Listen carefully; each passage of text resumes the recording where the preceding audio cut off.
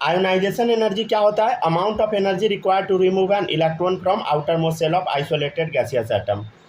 ठीक है, आइसोलेटेड कोई अकेला गैसियस एटम है तो कितना एनर्जी देंगे जिससे इलेक्ट्रॉन बाहर निकल जाए, वो क्या होता है? Ionisation energy, ionisation potential, endothermic process है। और आज हम लोग पढ़ेंगे इलेक्ट्रॉन एफिनिटी, लेक्चर नंबर 19। कल कम पढ़ाए थे शायद, नहीं वो सिखाए थे हाफ फिल फुल फिल वाला। चले देखिएगा लेक्चर नंबर 19 देख लीजिए। यह है इलेक्ट्रॉन एफिनिटी या इलेक्ट्रॉन गेन एंथैल्पी। ठीक है ना, चलिए समझते हैं। पहले डेफिनेशन लिखिए, amount of energy released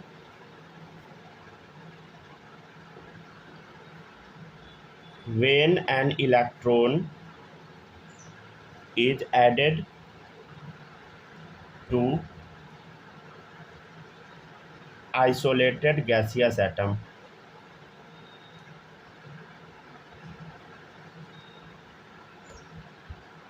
amount of energy released when an electron is added to isolated gaseous atom। मतलब हम क्या बताए, देखिएगा इधर ये पॉजिटिव चार्ज है, ये सब क्या बताइए, सेल है या ऑर्बिट है।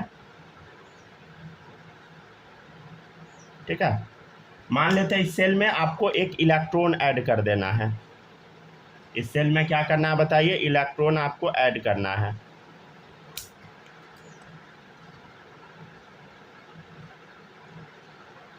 इलेक्ट्रॉन आपको ऐड करना है। जब आप इलेक्ट्रॉन ऐड करेंगे तो यहाँ पे क्या होगा, एनर्जी रिलीज हो जाएगा। तब क्या होगा बताइए, एनर्जी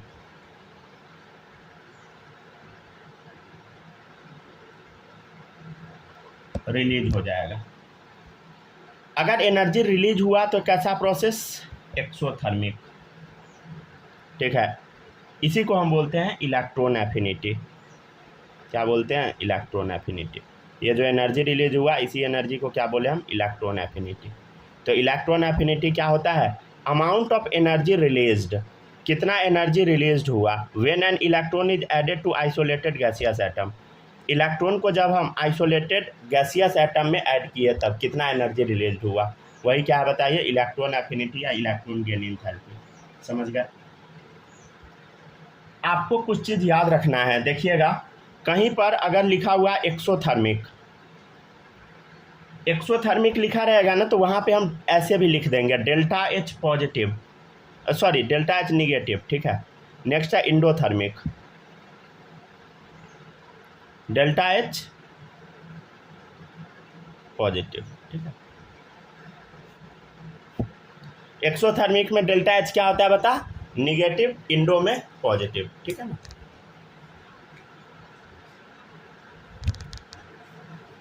जल्दी जल्दी छापते चलिए।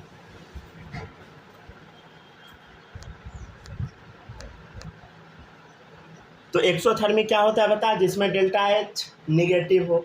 इंडोथर्मिक क्या होता है, जिसमें डेल्टा एच पॉजिटिव हो।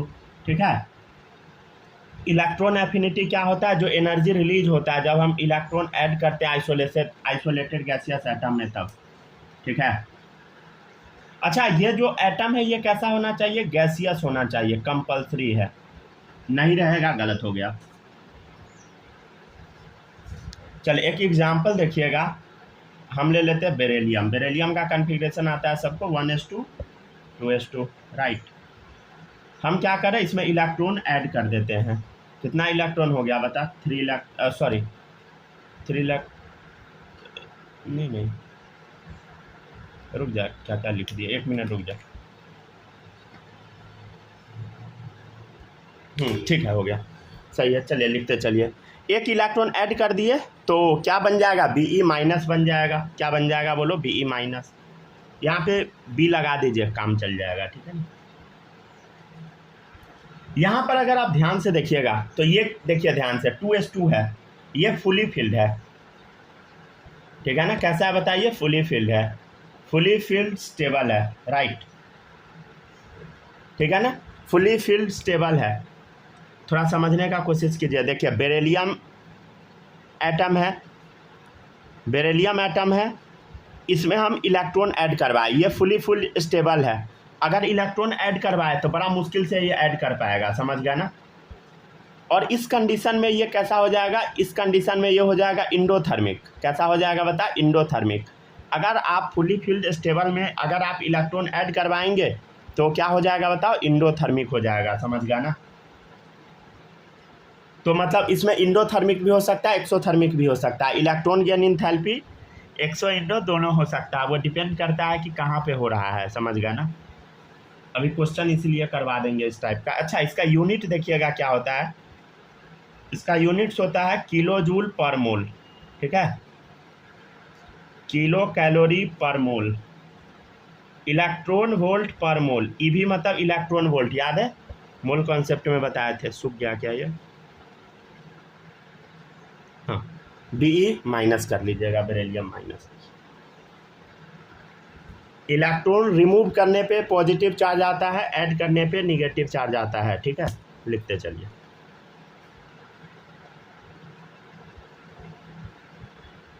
अच्छा, तो ये पता कैसे करेंगे हम लोग, इलेक्ट्रॉनिक कॉन्फ़िगरेशन लिख के पता करेंगे कि इंडो है या एक्सो है, ठीक है।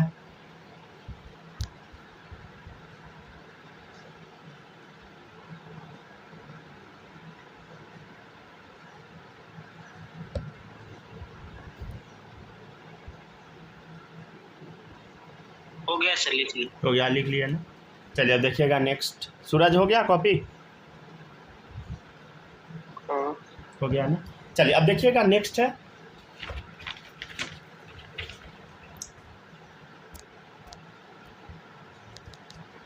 नेक्स्ट देखिएगा, find exothermic and endothermic process.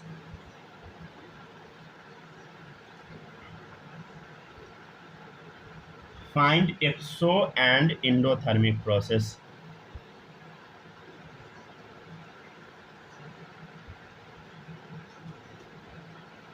देखिएगा गौर से, पहला एग्जाम्पल है मैग्नीशियम, ठीक है ना। मान ले इसमें हम इलेक्ट्रॉन ऐड करवाए, तब क्या बन जाएगा, Mg माइनस बन जाएगा। आपको बताना है कि एक्सो है कि इंडो है। कैसे हम बताएंगे, देखिएगा सबसे पहले कन्फिग्रेशन देखिए। मैग्नीशियम का क्या होता है बता, नियॉन 12 है ना, नियॉन 3s2। अच्छा ध्यान दीजिए, 3s2 क्या है, ये कल लिखवाए थे, बहुत अच्छा करवाए, समझ गए ना। अब आप लोग को पता लग जाएगा, फुली फिल्ड स्टेबल।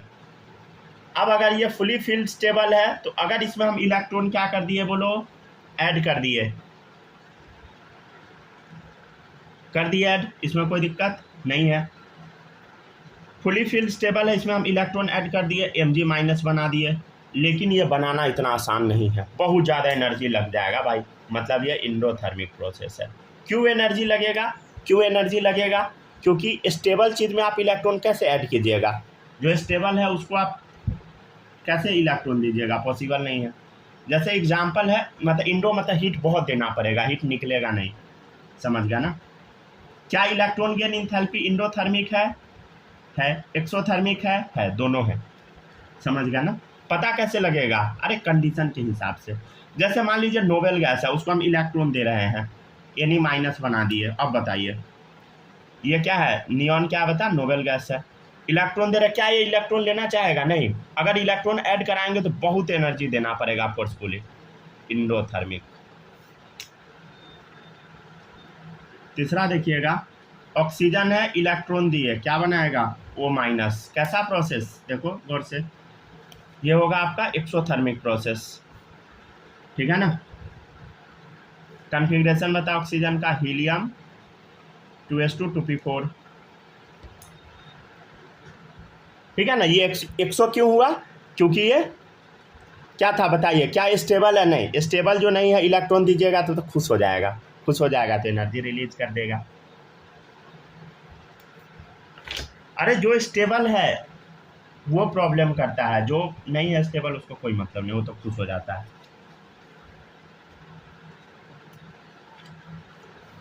चलिए अब देखिए नेक्स्ट, हो गया ना। फोर्थ एग्जाम्पल देखिएगा, सल्फर है, इलेक्ट्रॉन दिए, बना दिया S माइनस, ठीक है। ये कैसा प्रोसेस होगा बताओ, कॉन्फ़िगरेशन लिख लीजिए पहले सल्फर का, नियॉन 3s2 3p4, एक्सोथर्मिक, बहुत सही। समझ गए ना। ये स्टेबल है बताइए, नहीं है, इलेक्ट्रॉन दीजिएगा खुश हो जाएगा, एनर्जी रिलीज कर देगा। अच्छा ये आप लोग बनाइए तो 5वां नंबर, नाइट्रोजन को 1 इलेक्ट्रॉन दिए, N- बना दिया।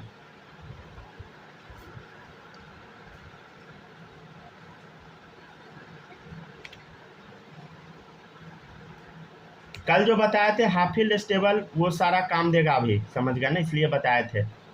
अच्छा किए थे कि आप पूछ लिए थे। सर इसमें भी एक्सोथर्मिक होगा? देख के बनाइए। नहीं होगा? देखिए रुक जाइए एक बार और। हीलियम 2s2 2p3, ध्यान दीजिए 2p3 हाफ फील्ड स्टेबल। अच्छा हाँ, हाफ फील्ड। ये हाफ फील्ड है, हाफ फील्ड हो गया मतलब स्टेबल है। पी में 3 गो डब्बा, 3 इलेक्ट्रॉन, समझ गया ना। अच्छा वही दिक्कत हो गया है, हीलियम को हम 1 मान लिए। अच्छा गड़बड़ा गया था। हाँ एक बात जानते हैं, हम जब क्लास 11th में थे ना, तो हमको पता ही नहीं लगता था कि हाफ फील्ड क्या होता है। सही बता रहे हैं ना। नहीं सर, कभी होता नहीं है कि जो क्वेश्चन आते रहता है वो एक्साइटमेंट में गलती बन जाता है। नहीं वो बात अलग है, हमको तो समझे में नहीं आता था कि हाफ फील्ड क्या होता है, फुल फील्ड क्या होता है। नहीं एक्चुअली ना प्रोसेस नहीं कर पाते थे हम, सच्चाई बता रहे हैं ना। जैसे देखिएगा क्लोरीन है, इलेक्ट्रॉन ऐड करवाए, Cl- बना, बताइए प्रोसेस हम सच में नहीं कर पाते थे, मतलब सर जल्दी जल्दी पढ़ाते थे, कुछ पता ही नहीं लगता था।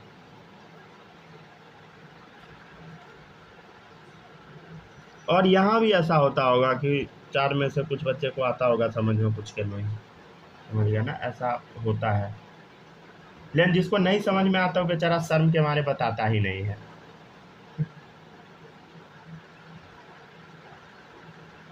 एक बात जानते हैं, बताने से ना फायदा भी नहीं है, टीचर नहीं बताता है, समझ गया ना, मजाक उड़ा देता है। सर ये वो है क्या बोलते हैं, एक्सोथर्मिक होगा इसमें। सही है, ये तो खुश हो जाएगा।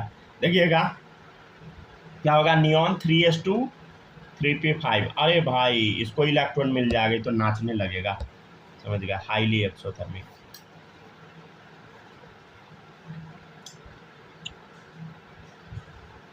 अच्छा आपसे ऐसा क्वेश्चन पूछ देगा, सोडियम है, आयोनाइजेशन एनर्जी देंगे तभी इलेक्ट्रॉन निकलेगा, बताओ एक्सो या इंडो? सोडियम है ना, अरे आयोनाइज करवा रहे हैं, इलेक्ट्रॉन ऐड थोड़ी हम कर रहे हैं। हाँ माइनस हो गया। यहाँ हम एनर्जी देंगे तभी तो इलेक्ट्रॉन निकलेगा, मतलब इंडोथर्मिक। एक्सोथर्मिक हो जाएगा सर, ये वो बन जाएगा। एक्सो कैसे होगा? नहीं नहीं नहीं नहीं, ये क्वेश्चन हम बदल दिए हैं। अरे क्वेश्चन हम उल्टा कर दिए हैं।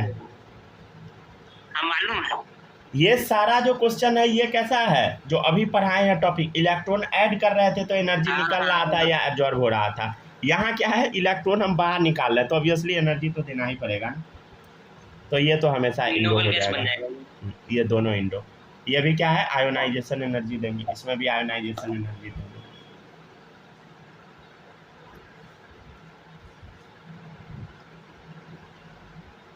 आउट ऑफ सिलेबस का सर क्वेश्चन पूछ कर फंसा देते हैं। पिछले दिन पढ़ाए थे out of syllabus. Out of syllabus मैंने आज के सिलेबस में नहीं है। अच्छा आज नहीं है।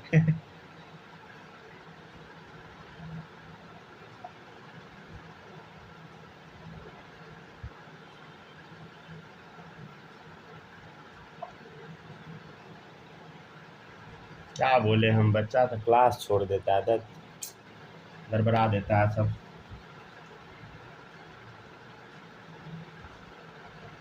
चलिए देखिए नेक्स्ट है नोट पॉइंट, देखिएगा कॉपी हो गया, कॉपी करते चलिएगा।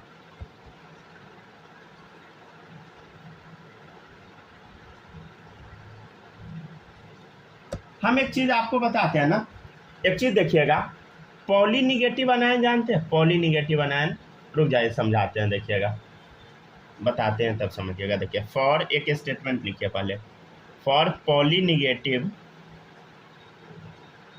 anion process is always endothermic due to interelectronic repulsion। समझिएगा इसका मतलब अभी समझिएगा। जैसे देखिए ऑक्सीजन है, कॉन्फ़िगरेशन आता है ना ऑक्सीजन का, सबको 8 है तो 2s2 2p4 8 हो गया। इलेक्ट्रॉन अगर एक मान ले हम क्या करेंगे बोल, ऐड करवाएंगे तो O माइनस बनाएगा। कैसा प्रोसेस, पार्शियली फिल्ड है, इंडोथर्मिक। अब देख O माइनस में एक और इलेक्ट्रॉन हम दिए, क्या बना दिया O-2, ये भी कैसा, ऑब्वियसली इंडोथर्मिक ही होगा। समझ गया ना, यहाँ पर भी क्या होगा बता, इंडोथर्मिक होगा। अब यहाँ पे देखिएगा, क्या ये निगेटिव है, ये निगेटिव है, क्या ये दोनों के बीच में रिपल्सन होगा?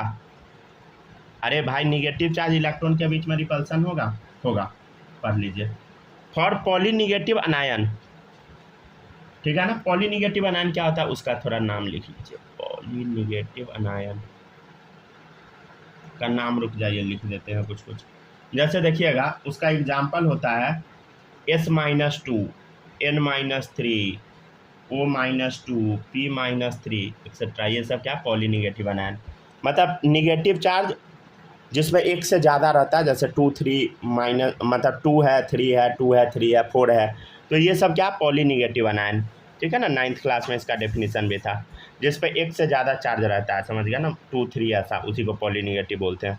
तो for polynegative anion process is always endothermic, ये प्रोसेस हमेशा क्या होगा बताइए, इंडोथर्मिक होता है पॉलीनिगेटिव अनायन के केस में।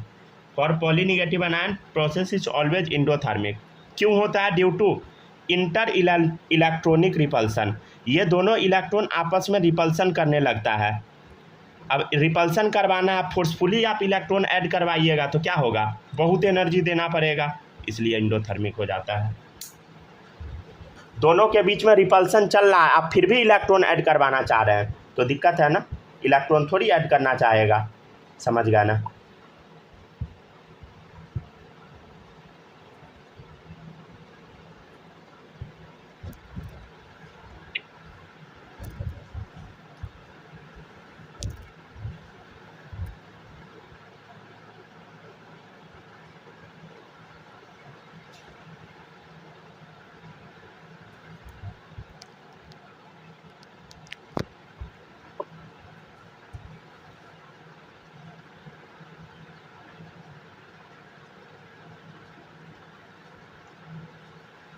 कॉपी कीजिए आराम से, हो गया। हो गया कॉपी, चलिए सही है। सूरज इस समय आपको दिक्कत तो नहीं हो रहा ना? नहीं नहीं नहीं।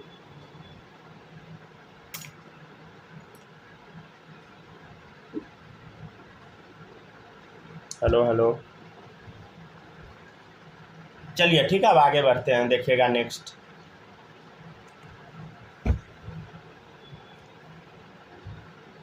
नेक्स्ट देखिएगा आप, नाइट्रोजन है। अच्छा इसका कॉन्फ़िगरेशन आता है ना सबको, हीलियम 2s2 2p3, कितना इलेक्ट्रॉन है बता, 5 इलेक्ट्रॉन है आउटर मोस्ट सेल में। नाइट्रोजन में इलेक्ट्रॉन ऐड करना है, N- बना देगा। कैसा प्रोसेस है बताइए, इंडोथर्मिक प्रोसेस है, राइट। मतलब क्या होगा बताइए, एनर्जी इसमें हमको देना पड़ेगा, समझ रहे हैं ना। जैसे देखिएगा मान ले नाइट्रोजन एटम है, ठीक है ना, नाइट्रोजन है, ठीक है, नाइट्रोजन है, नाइट्रोजन है, कितना इलेक्ट्रॉन है आउटर मोस्ट सेल में, 5 है, डाल देते हैं 5, 1 2 3 4 5, ठीक है। हमको इसमें इलेक्ट्रॉन ऐड करना है, अब बताइए क्या होगा, हम जाएंगे ये इलेक्ट्रॉन लेके इसके अंदर ऐड करने, ये इलेक्ट्रॉन बोलेगा चल बाहर निकल, समझ गया ना, रिपल्सन मारेगा बहुत तगड़ा वाला। और अच्छे से बना दे क्या, ये इलेक्ट्रॉन जाएगा अंदर ऐड होने, तो रिपल्सन मार दिया। अब रिपल्सन मार देगा तो हो गया काम तमाम, बेचारा वो अंदर जा ही नहीं पाएगा। और ऐसा होता भी क्यों है पता है? इसका ना एटॉमिक साइज कम है, देखिएगा एटॉमिक साइज स्मॉल है, और जिसका एटॉमिक साइज छोटा होता है ना उसमें इलेक्ट्रॉन ऐड करना बड़ा मुश्किल होता है, समझ गया? जैसे एक फास्फोरस ले लीजिए, समझ गया ना? कॉन्फ़िगरेशन बता, नियॉन 3s2 3p3, ठीक है। इलेक्ट्रॉन मान लिया हम ऐड करना चाहते हैं तो p माइनस बनेगा। देखिए हाफ फील्ड स्टेबल है,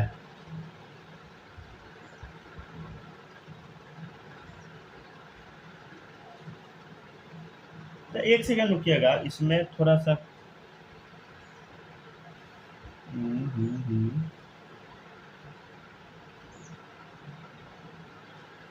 थोड़ा एक चीज़ बताते हैं, देखिएगा थोड़ा समझिएगा, तब लॉजिक इसका लिख देंगे। थोड़ा यहाँ तक लिख लीजिए, पहले कॉपी कीजिए तब बताते हैं, ठीक है ना? नाइट्रोजन के नीचे होता है नाना पार्टिकल, ठीक है ना?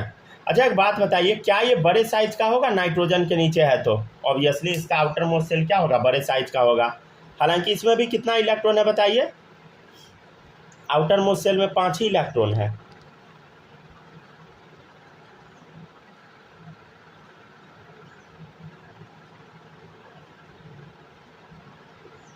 सर वहाँ ऊपर में P माइनस के बाद क्या लिखे हैं? क्या क्या? वहाँ P माइनस के बाद ये यहाँ दिक्कत था क्या? नहीं, वहाँ ऊपर यहाँ कुछ अभी लिखे नहीं, अब लिखेंगे, अब लिखेंगे, अभी लिखे नहीं। देखिए 5 इलेक्ट्रॉन है ना, 1 2 3 4 5, ठीक है, 5 इलेक्ट्रॉन है, डन।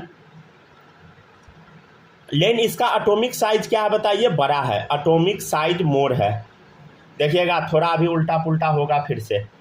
ये मान ले इलेक्ट्रॉन हमको ऐड करना है, क्या लगता है? एटॉमिक साइज बड़ा है, इसमें 5 ही इलेक्ट्रॉन है बस, इसमें छोटा था 5 इलेक्ट्रॉन था, रिपल्सन जोरदार मारा।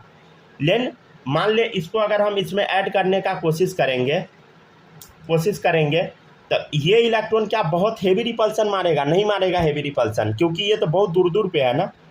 तो यहाँ क्या होगा?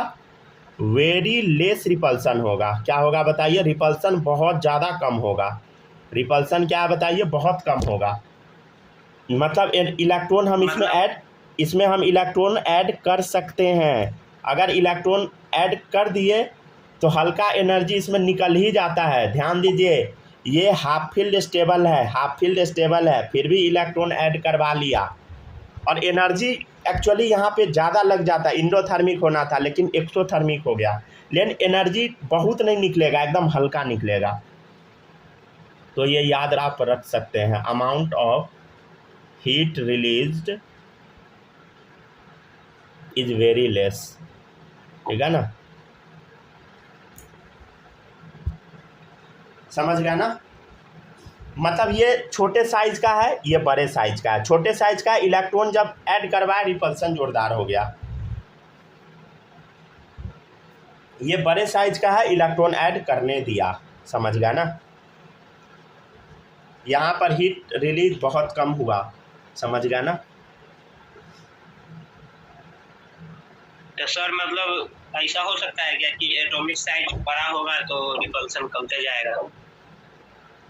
एटॉमिक साइज बड़ा होगा, हाँ कमेगा। जैसे देखिए आपको हम बताते हैं, देखिए हाफ फील्ड तो दोनों इन्वर्सली प्रोपोर्शनल हो गया। नहीं वो सब प्रोपोर्शनल नहीं लगेगा इसमें। जैसे देखिए ये है, देखिए नाना पार्टिकल ऐश्वर्या सब बता देते हैं, जो आप पूछे हैं ना वो हम समझ गए। बेईमान मक्कार समझ गए ना? न्यूजीलैंड पाकिस्तान ऑस्ट्रेलिया सब बेईमान मक्कार, ये याद करवाए थे। ध्यान दीजिए, नाइट्रोजन कैसा है? हाफ फील्ड है, ये हाफ फील्ड है ना नाइट्रोजन? हाँ सर हाफ फील्ड है नाइट्रोजन। और ये क्या है बताइए? इलेक्ट्रॉन ऐड करवाए तो बहुत मुश्किल है, ऐड ही नहीं करने दे रहा, इंडोथर्मिक है, ठीक है ना? ये क्या है बताइए? इंडोथर्मिक है। हाँ सर समझ गया, इंडोथर्मिक है। लेकिन ये जो आप देख रहे हैं इसके नीचे का, इसमें एटम का साइज बढ़ते जाएगा, ये सब का सब हाफ फील्ड ही है।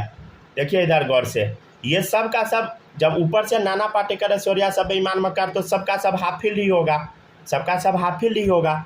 लेकिन ये सब आराम से इलेक्ट्रॉन ऐड करवा लेगा और एनर्जी भी रिलीज करने लगेगा हाफ फील्ड होने के बावजूद, तो ये हो जाएगा एक्सोथर्मिक। ठीक है ना। तो आंख बंद करके ठीक नहीं मानना है हम लोग को, समझ गया ना।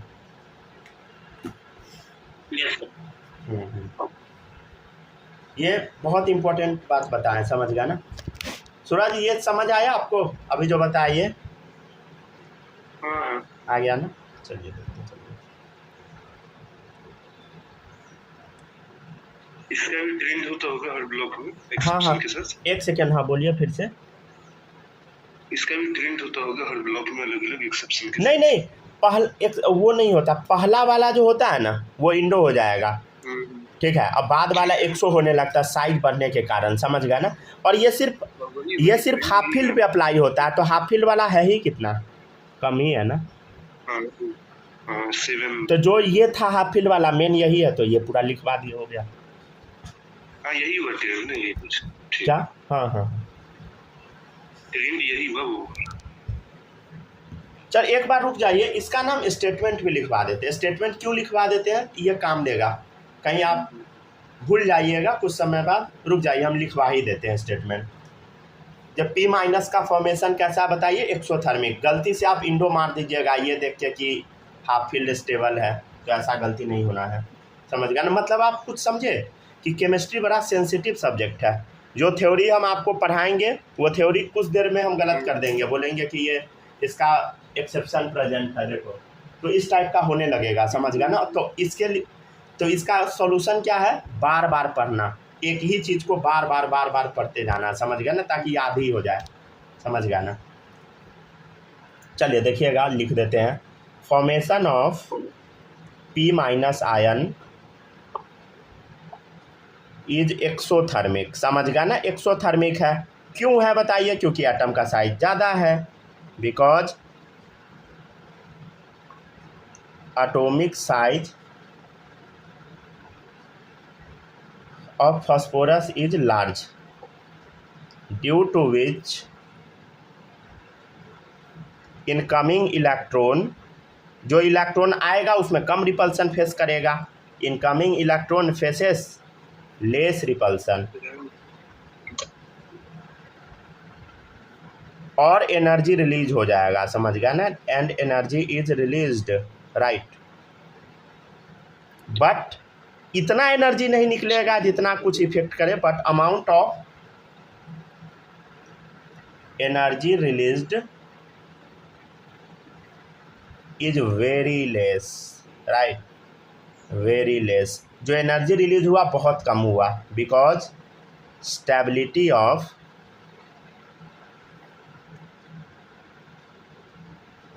फॉस्फोरस बिकम ओवर, समझ गया ना। पढ़िए, formation of P minus ion is exothermic because atomic size of phosphorus is large, बड़ा साइज का है, due to which incoming electron face less repulsion, बहुत कम रिपल्सन होगा, आराम से इंटर कर जाएगा, बड़े साइज का है। And energy is release, energy release हो जाएगा, but amount of energy release is very less, energy क्या होगा? बहुत कम रिलीज होगा। क्यों होगा ऐसा? Because stability of phosphorus become over, वो अब ज़्यादा स्टेबल रहेगा नहीं, समझ गया ना। इलेक्ट्रॉन आ जाएगा तो इलेक्ट्रॉन लेना थोड़ी चाह रहा है, तो वो हाफ फील्ड वाला जो फैक्टर है ना, ये सिर्फ नाइट्रोजन को ही अफेक्ट करता है, समझ गया ना। तो यहाँ लिख लीजिएगा half field factor affect nitrogen only, only nitrogen. आप लोग ना जैसे हम लिखते हैं ना वैसे ही कॉपी कीजिएगा, अपने मन से कुछ भी नहीं डालिएगा कॉपी में, नहीं तो बाद में गड़बड़ा जाइएगा, समझ गया ना। मतलब कई बार बच्चा ना खुद से अपने लैंग्वेज में बहुत कुछ लिख लेता है, ठीक है, तो अपने लैंग्वेज में लिख लीजिएगा ना। अभी नहीं लिखना है, आपको घर पे लिखना है, वो भी पेंसिल से, समझ गया ना। अपने लैंग्वेज में जो भी लिखिएगा पेंसिल से डाल दीजिएगा कॉपी में, समझ गया। जो भी लिखना है पेन से नहीं लिखिएगा, ताकि ये पता लगे कि मास्टर क्या पढ़ा है, समझ गया ना। वो बहुत ज़रूरी होता है, समझे।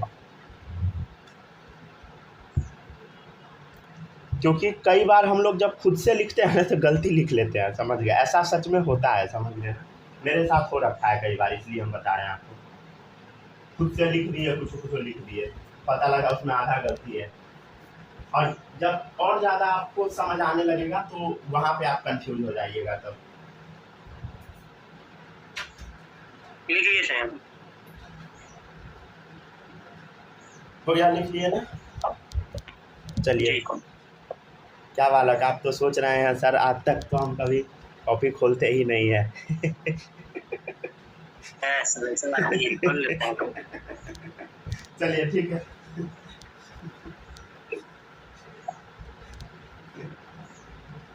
नहीं, ये सब गलत बात है, समझ गया ना? कॉपी में इतना मेहनत से लिखते हैं इतना महंगा कॉपी खरीद के। नहीं सर, खोल लेते हैं। सही है, कॉपी खोल के ज़रूर पढ़िएगा, समझ गया ना? 1 रुपये का 1 पेज रहता है, इस पर लिखिएगा, कॉपी नहीं पढ़िएगा तो फिर गड़बड़ा जाएगा, समझ गया ना? देखिएगा, नेक्स्ट है फैक्टर अफेक्टिंग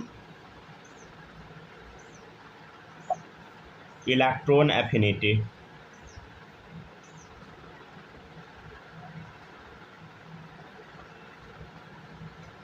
ठीक है ना? फैक्टर अफेक्टिंग इलेक्ट्रॉन एफिनिटी, देखिएगा, देखिए किस किस फैक्टर से इलेक्ट्रॉन एफिनिटी प्रभावित होता है, हम लोग इसको पढ़ लेते हैं। ठीक है ना? आज 5 फैक्टर है, 5 आज पढ़ ही लेते हैं, समझ गया ना? कल ये टॉपिक ख़त्म ही हो जाएगा, तब समझ गया ना? लास्ट टॉपिक इलेक्ट्रोनिगेटिविटी रहेगा, फिर कट गया क्या वीडियो?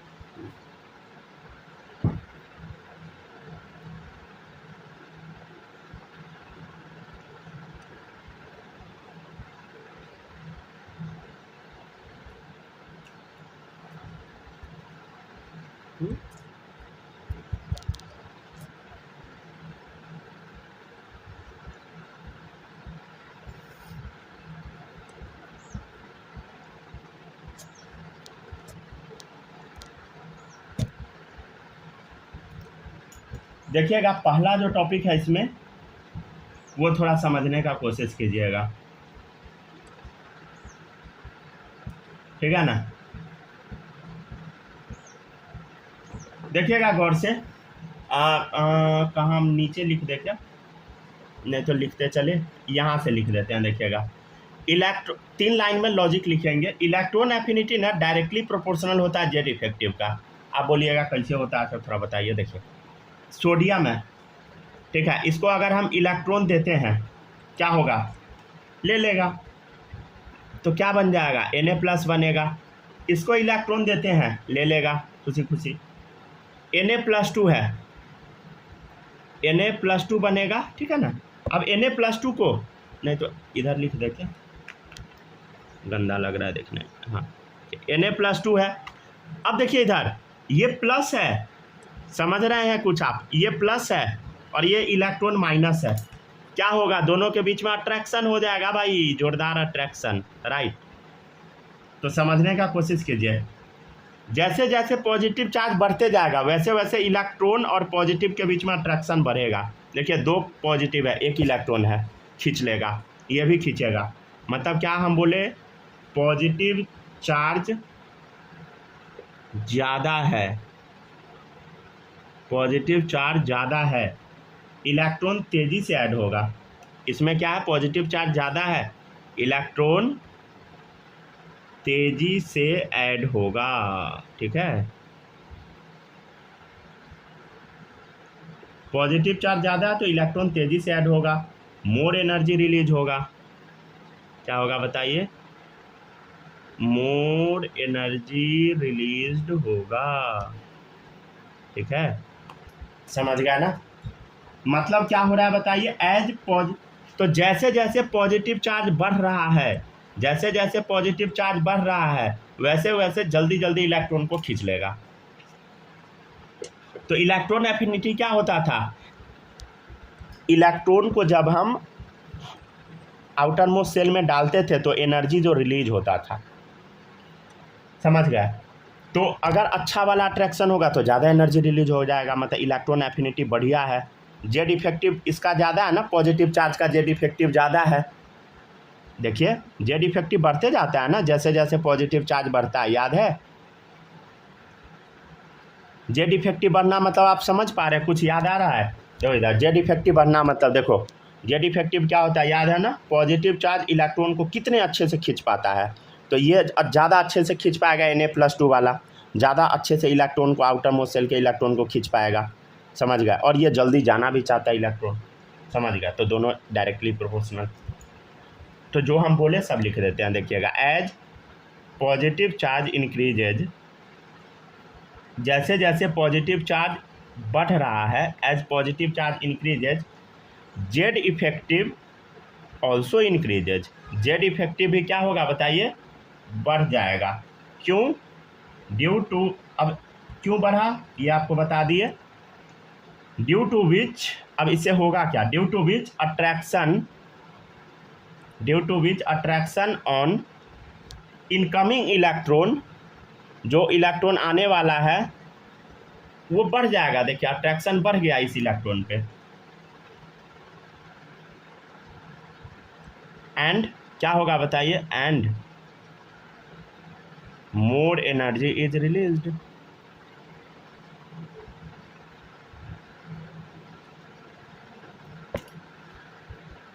छापिए। मतलब हम क्या कहना चाह रहे हैं कि इलेक्ट्रॉन एफिनिटी डायरेक्टली प्रोपोर्शनल है पॉजिटिव चार्ज के, हम यही कहना चाह रहे हैं, समझ गए ना।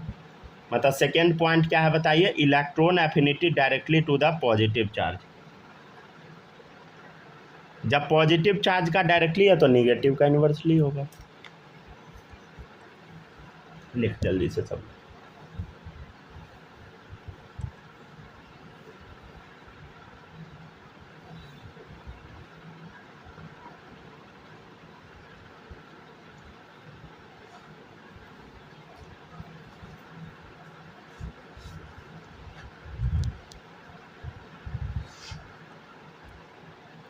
आराम से सब लोग लिखिए, समझिए।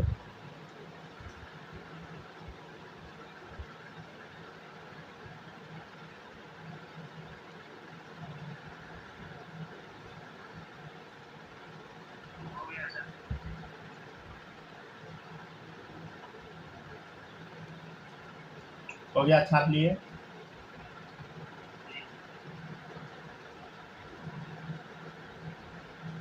चलिए जल्दी से एक बार पढ़ लीजिए तो डेफिनेशन यहाँ पे।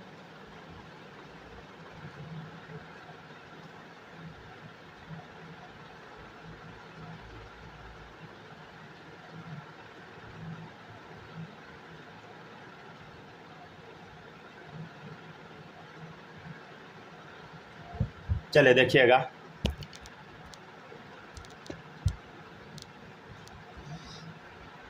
नेक्स्ट देखिएगा। नेक्स्ट हो गया सूरज, कॉपी कर लिए? हाँ हो गया ना। अब देखिएगा इलेक्ट्रॉन एफिनिटी जो होता है ये पॉजिटिव चार्ज का अगर डायरेक्टली प्रोपोर्शनल है तो निगेटिव का क्या होगा, ऑब्वियसली इन्वर्सली हो जाएगा। अच्छा इलेक्ट्रॉन एफिनिटी क्या होता है बताइए, एनर्जी रिलीज्ड होना, रिलीज्ड एनर्जी, समझ गए ना। तो अगर हम आपसे बोलेंगे डेल्टा चेंज इन एनर्जी, इसको पढ़िएगा डेल्टा HEG, ये क्या होता है आगे पढ़िएगा, समझ गए ना। इसको आप अभी इतना बस पढ़िए, चेंज इन एनर्जी।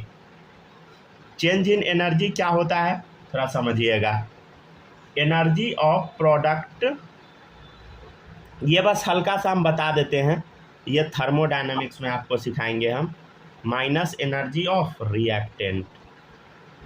ठीक है, इतना बस लिख लीजिए, ठीक है।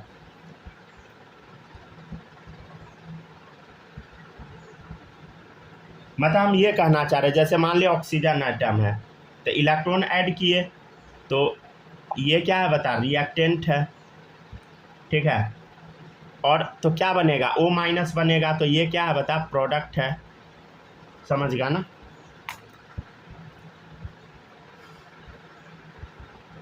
तो energy of product minus energy of reactant, उसी से डेल्टा HEG निकलता है। जैसे मान ले O- है, इलेक्ट्रॉन ऐड करवाए तो O-2 बना, ऑब्वियसली कैसा होगा, इंडोथर्मिक होता है ये, ठीक है ना। तो ये रिएक्टेंट का एनर्जी, ये प्रोडक्ट का, तो वही घटाने पर क्या आता है उसी से पता करते हैं, ठीक है ना। और इसके बारे में अभी डिटेल में हम नहीं बता सकते हैं, क्योंकि थर्मोडायनेमिक्स में पूरा डिटेल में पढ़िएगा, ठीक है ना।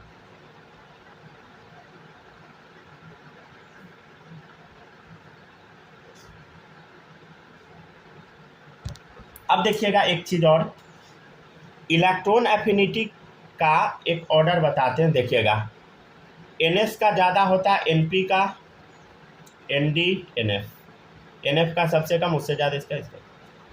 देखिएगा मतलब प्लस चार्ज है।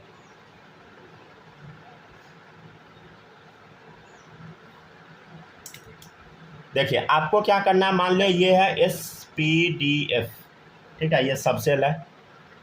अब बता इलेक्ट्रॉन,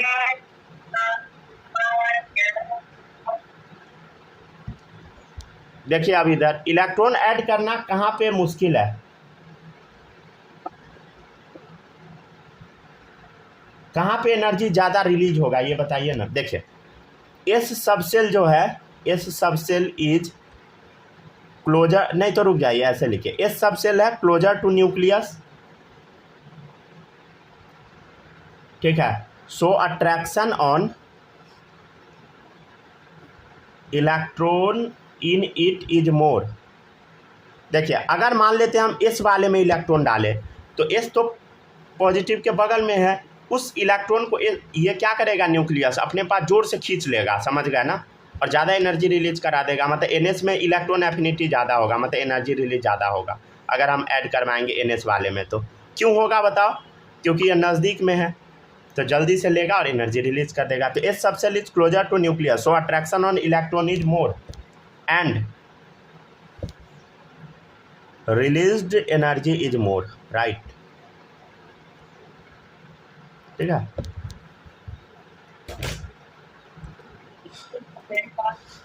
चलिए कॉपी कीजिए।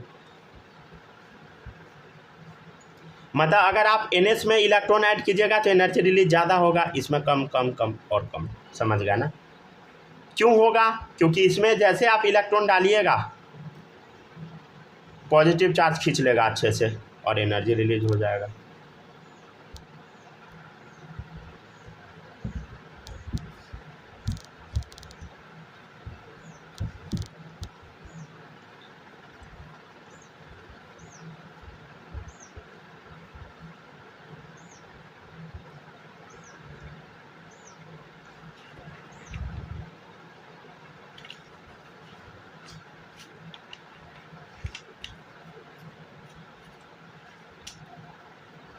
कल ये टॉपिक आपका खत्म हो जाएगा, ठीक है ना, इलेक्ट्रॉन एफिनिटी। परसों से इलेक्ट्रोनिगेटिविटी स्टार्ट, ठीक है ना। इलेक्ट्रोनिगेटिविटी मोस्ट इम्पोर्टेंट टॉपिक रहेगा पूरे केमिस्ट्री का।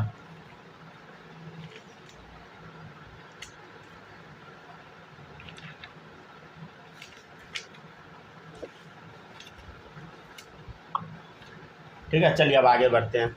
देखिएगा नेक्स्ट है, यहाँ तक छाप लिए ना सब लोग। 5वां पॉइंट देखिएगा, 5वां पॉइंट है इलेक्ट्रॉन एफिनिटी इन्वर्सली होता है नंबर ऑफ सेल्स का। मतलब क्या है थोड़ा समझिएगा। देखिए मान लेते हैं पॉजिटिव चार्ज है, ये पहला सेल है, ये दूसरा सेल है, राइट, ठीक है ना। इसमें कितना सेल है बताइए, 2 सेल है। और इधर देखिए पॉजिटिव चार्ज है, पहला सेल है, दूसरा सेल है, तीसरा सेल है। इसमें कितना सेल है बताइए, 3 सेल है। इलेक्ट्रॉन हमको इसमें ऐड करना है, इलेक्ट्रॉन हमको इसमें ऐड करना है। तो देखिए एनर्जी कहाँ पे रिलीज कम होगा, ऑब्वियसली यहाँ पे एनर्जी रिलीज कम होगा क्योंकि न्यूक्लियस से दूर है, समझ गया, ठीक है ना। और यहाँ पे एनर्जी थोड़ा ज़्यादा रिलीज हो जाएगा क्योंकि न्यूक्लियस के पास है। तो न्यूक्लियस का मतलब अगर सेल ज़्यादा है, बड़ा सेल है, तो क्या होगा बताइए, ज़्यादा सेल है तो एनर्जी रिलीज क्या होगा, कम होगा। कम सेल है तो एनर्जी रिलीज ज़्यादा होगा क्योंकि इलेक्ट्रॉन का अच्छे से कंट्रोल कर पाएगा, खींच पाएगा। न्यूक्लियस का इलेक्ट्रॉन पर अट्रैक्शन